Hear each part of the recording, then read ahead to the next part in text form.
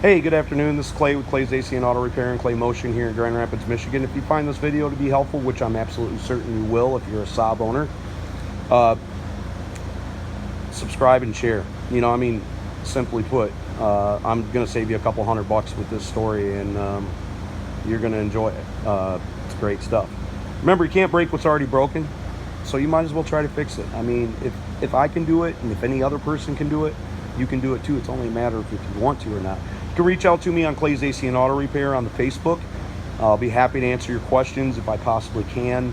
Sometimes I can answer questions, and it doesn't bother me. I don't mind telling people I don't know something because I just want to learn.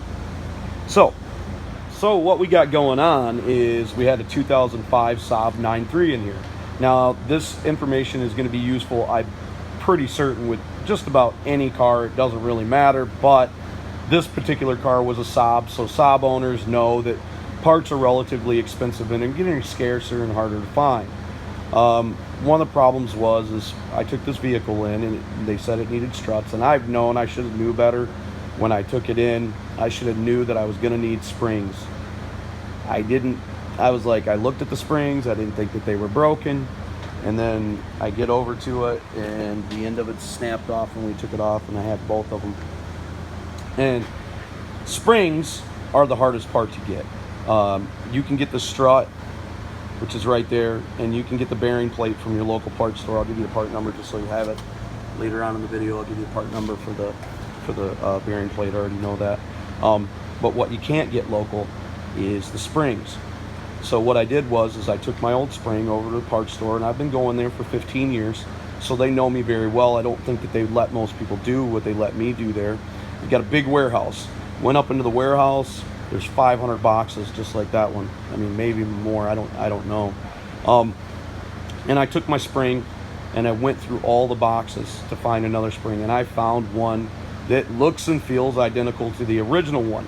And I also want to talk about real quick before I get to the part number there, because that's the punchline of the whole video, and I want you to watch the whole video because it's very informal, informational, whatever.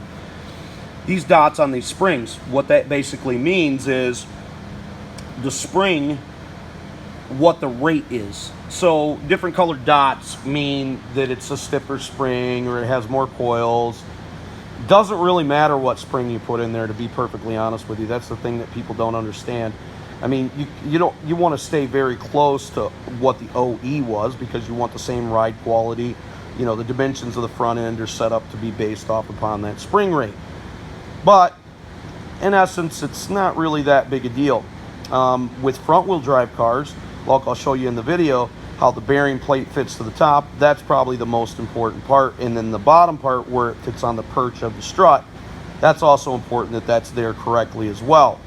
You can't really put a shorter shock in there, or spring in there, because if you do that, then you're going to be working your strut more and they're going to wear out quicker. But I know some people drop their cars down, they cut the springs, and that's how they do it. What I did was I went up into the big warehouse and I went through all the springs they had, and you'll see here in a second that they're almost identical.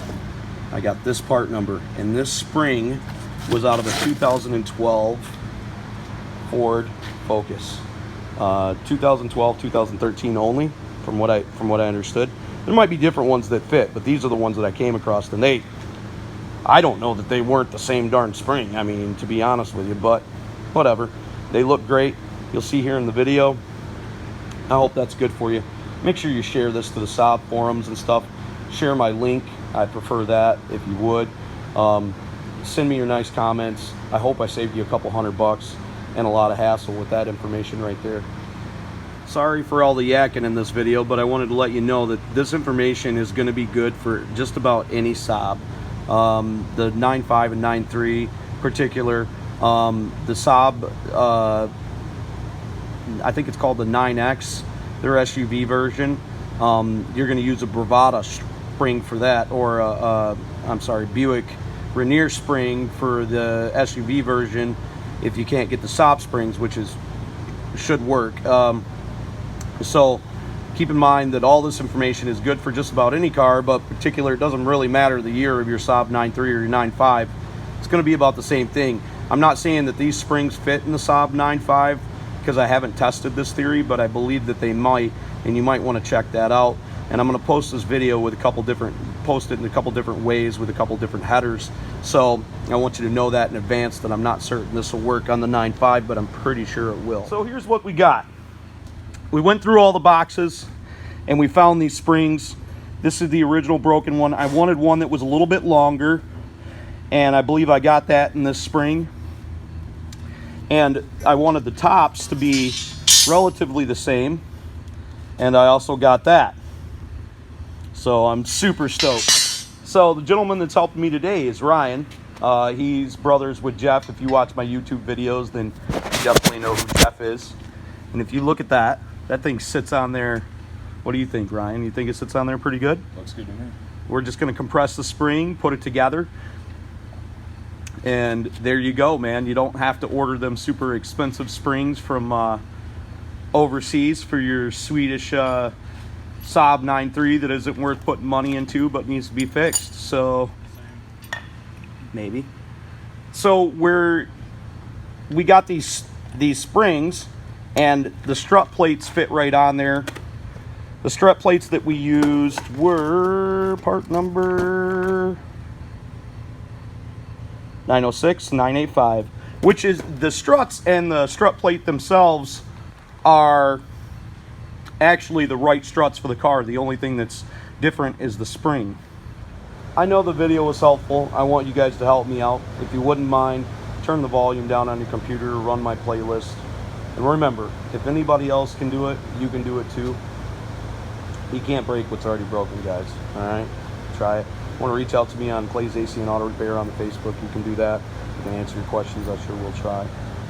Don't be the next to them. Be the first to you. God bless. Have a great day.